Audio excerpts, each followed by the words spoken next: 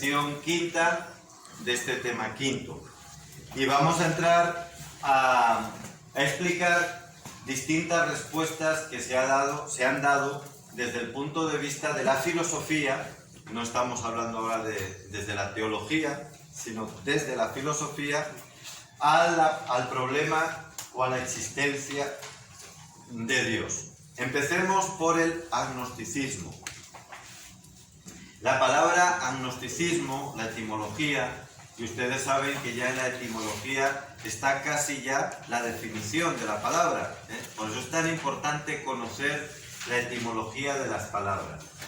Viene de lo siguiente: ismo, como en cualquier otra palabra, es un sufijo que significa corriente o ideología que tiene que ver con lo anterior. Por lo tanto, ismo es la corriente que tiene que ver con el agnos. El ti es una sílaba de hilación, de unión. Agnos está dividido, ¿no? Son dos palabras. Por una parte la A y por otra parte esta palabra que viene del verbo gnosko. Pues gnoskeo, depende si en el griego. ¿Qué significa gnosko? Conocer. Conocer. Y la A lo niega, no conocer. Es una A privativa que se llama, que es una negación. Por lo tanto sería no conocer. Esta es la etimología. Corriente o ideología que proclama el no conocimiento de Dios. Por lo tanto, el agnosticismo, que insisto, es una postura filosófica antes que religiosa, lo que plantea no es la negación de Dios, eso es el ateísmo, sino que lo que dice es que no podemos conocer si Dios existe o no existe, o incluso aceptando que existe, no podemos conocer cuál es su naturaleza. ¿Lo han entendido? Entonces no es una negación de Dios. De hecho, muchos agnósticos afirman que Dios existe. Afirman que Dios existe. Pero dicen que no pueden saber cómo es Dios. Por eso nosotros hemos distinguido entre dos tipos de agnosticismo: el existencial y el esencial. El agnosticismo existencial afirma que no pueden saber o no se puede saber si Dios existe o no existe. Lo deja en duda, no lo niega. Simplemente dice que, mira, debido a nuestro nivel de conocimiento no podemos llegar a esa conclusión, por lo menos a una conclusión cierta. Por lo tanto, nos mantenemos indiferentes. Como dicen hoy, neutrales, ¿no? Como la Cruz Roja, neutrales. Ese sería el agnosticismo existencial. Y el agnosticismo esencial es aquel que dice que sí existe Dios, afirma su existencia, pero que no pueden o no podemos saber cómo es Dios, cómo es su esencia. ¿Ven la diferencia? Existencial, existencia. Esencial, su esencia. Sobre este agnosticismo existencial, pues no vamos a hablar más, pero sobre el esencial podemos hablar de dos autores que son muy representativos. Immanuel Kant, del cual ya hemos hablado mucho, y que es uno de los filósofos más influyentes de los últimos siglos, es decir, de nuestro mundo actual. Immanuel Kant creía en Dios, incluso era practicante, protestante, como estos filósofos que se han equivocado tanto, porque recuerden, parvo error imprimus, magnus est in finale. El pequeño error, en este caso el pequeño error entre comillas de Kant, pues era la visión protestante que le hacía tender al dualismo. Y fruto de ese dualismo, Kant decía, una cosa es el fenómeno, que es lo que aparece, lo que se muestra, y otra cosa es el númeno es el interior. Y de Dios yo puedo ver el fenómeno, sus obras, puedo ver la creación, pero yo nunca puedo llegar, decía él, a través de mi conocimiento, no puedo llegar a la naturaleza de Dios, a conocer cómo es Dios, cómo es su esencia.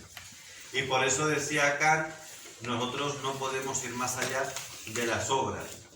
Claro, Kant era heredero de esta visión ilustrada, racionalista, ciega, que solo valora lo experimentable. Y de ahí que no quisiera ir más allá. Pero claro que se puede. Luego les voy a decir por qué. Y otro autor, en este caso ya no alemán, sino austriaco, pero al fin y al cabo de la misma cultura también, es Wittgenstein. Wittgenstein es todavía más contemporáneo. Él murió a mediados del siglo XX, en 1951. Y Wittgenstein, que es un hombre muy influyente también en la filosofía contemporánea, decía: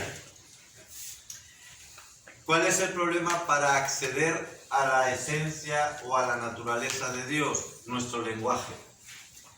Para hablar de Dios, de cómo es Dios, yo necesitaría conocer el otro extremo, no solamente yo, que soy una parte de la proposición, sino al otro. Y como al otro no le conozco, entonces mi lenguaje es inapropiado.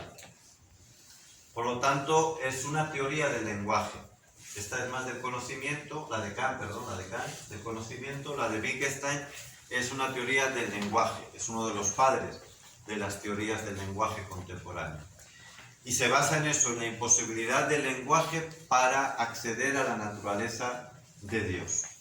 Por eso él decía, y es una aportación muy bonita, o sea que no porque estén equivocados en lo esencial, no significa que no nos valgan muchas de sus aportaciones, cuidado, hasta de Marx, de cualquier autor, nos valen cosas parciales, pero nunca podemos tomar la columna vertebral o el sistema de pensamiento de estos autores, porque vamos a llevar a un error mayúsculo. Pero si alguna cosa parcial, aislada, nos vale. ¿Y de Wittgenstein qué nos sirve? Pues él decía, como no podemos llegar a la naturaleza de Dios porque nuestro lenguaje es siempre inapropiado, ¿cuál es el lenguaje propio para estar en comunión con Dios? Él decía, el silencio. El silencio.